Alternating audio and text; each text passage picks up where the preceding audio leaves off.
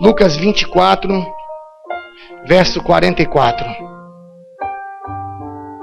Diz assim: e disse-lhes, são estas palavras que vos disse. Jesus então morre, agora ele volta, está ali, dizendo, já com o corpo ressuscitado, ele está dizendo assim: eu disse-lhes, são estas palavras que vos disse, estando ainda convosco. Convinha que se cumprisse tudo de mim, estava escrito na lei de Moisés, nas dos profetas e nos salmos. Ele está dizendo assim: ei, lembra que eu falava para vocês que eu tinha que ir para Jerusalém? Lembra que eu falava que eu ia ser morto e que o terceiro dia eu ia ressuscitar? Pois é, agora está cumprido tudo aquilo que eu te falei. Agora vocês não têm mais condenação. Agora vocês são livres. Aleluia! Aleluia! O cumprimento da lei. Querido, marca esse Romanos, capítulo 10, verso 4. Escreve isso na tábua do teu coração. O cumprimento da lei é Cristo Jesus para todo aquele que nele crê. Ele cumpriu a lei por mim e por você. Somos livres. Ah, mas por que eu não consigo? Você não consegue porque a tua mente ainda está presa à lei. Você ainda está sendo sob uma condenação, um jugo. O que Satanás nunca vai querer que você entenda é que você é livre. E hoje eu estou abrindo a minha vida aqui, eu vou abrir mais um pouquinho. Irmãos, eu adulterei por 12 anos. Eu não adulterei um dia. Foram 12 anos de adultério. E eu ia para a igreja, eu chorava, eu já era crente. Eu ia lá na presbiteriana e dobrava o joelho, a Marluz tocando aquele piano, e o pastor pregando, e eu chorando, dizia: Deus, eu não quero mais isso, eu não quero mais adulterar, eu não quero ser escravo do pecado, eu não quero pertencer ao sexo mais. Mas eu não era livre, porque eu ficava sobre a lei. Eu não tinha entendido que Cristo já tinha pago um preço por mim, e agora eu era livre para dizer: não, eu não quero mais pecar. Eu precisava renovar a minha mente. Eu precisava renovar meu coração e dizer: não, eu escolho em querer ou não querer, porque você não tem poder sobre mim, Satanás. Jesus cumpriu tudo na cruz do Calvário. Porque sabe o que Satanás faz com você?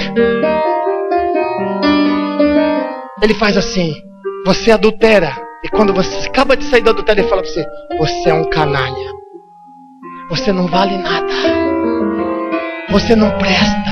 Agora você vai para casa e vai abraçar a tua esposa e vai dar um beijo no seu filho. Que coragem você tem para fazer isso? Safado. É isso que ele faz. Ele primeiro te apresenta, você cai. Ele nunca vai dizer para você fazer, querido. Ele vai induzir você. Então quando você entende que o fim da lei é Cristo e que você é livre, você vai dizer: não, eu não. Porque eu sou livre para escolher. E eu não vou escolher te servir, Satanás. Aleluia! Glória a Jesus.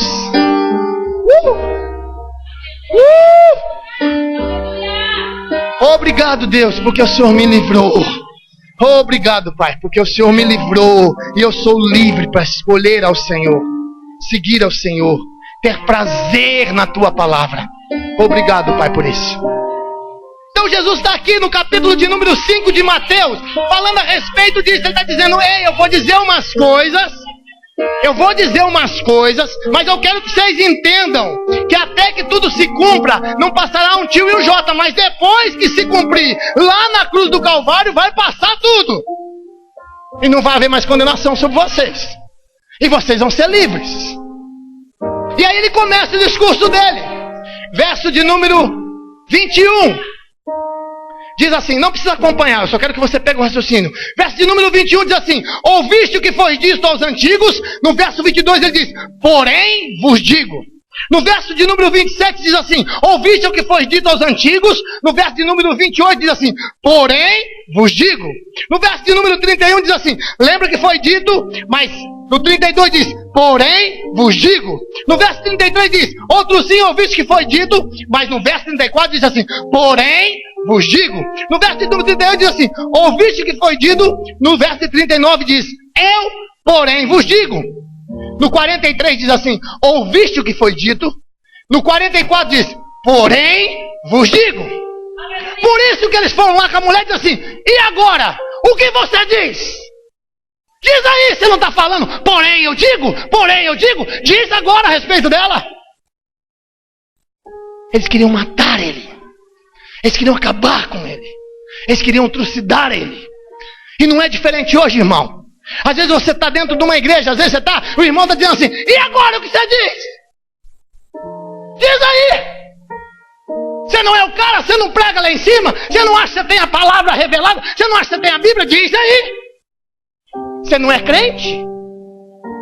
Por que você está fazendo isso? Você não é crente? Já imaginou?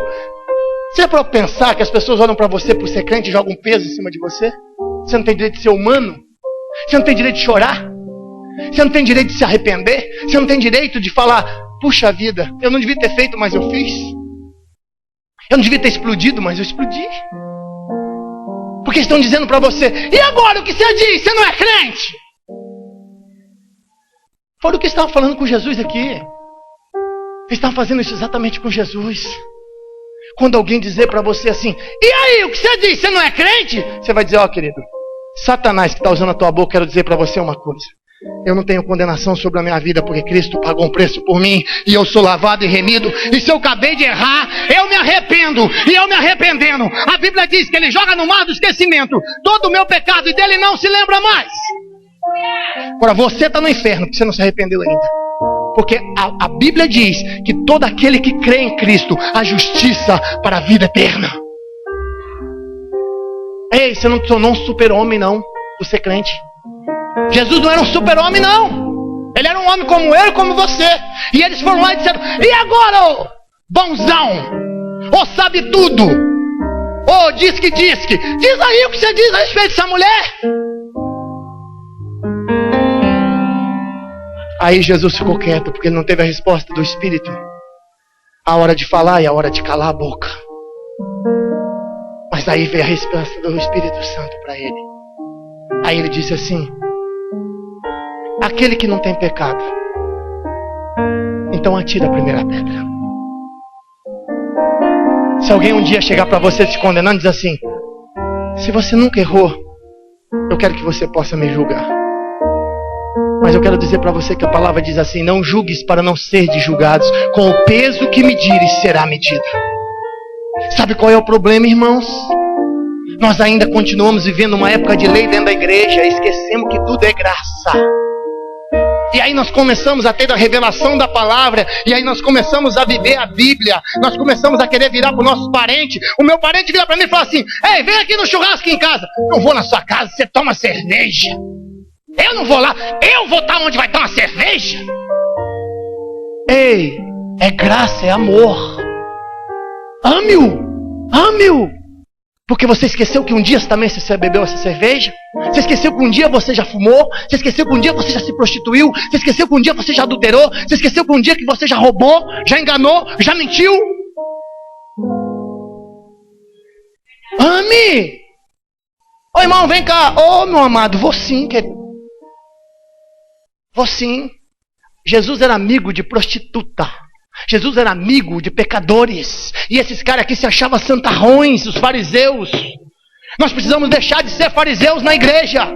Precisamos começar a amar o mundo de tal maneira, de tal maneira, de tal maneira, de tal maneira, que ele se entregou por esses, e por mim e por você. Você tem que lembrar que quando um parente teu chama você para ir na casa dele, Jesus morreu por esse parente teu. Não importa o que eles estão fazendo. O que importa é que você é luz no mundo, sal na terra. Você é uma Bíblia viva, querido. Você é uma Bíblia viva. Você tem que chegar no meio deles e dizer assim, olha, mas você não toma não? Tomo não. Você não toma porque você é crente? Não, querido, eu não tomo, sabe por quê? Porque eu sou livre.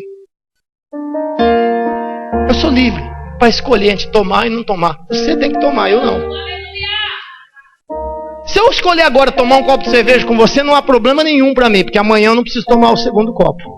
Mas você vai ter que amanhã à tarde passar no boteco e tomar uma, senão você não consegue ir para casa. Você é escravo disso, eu não.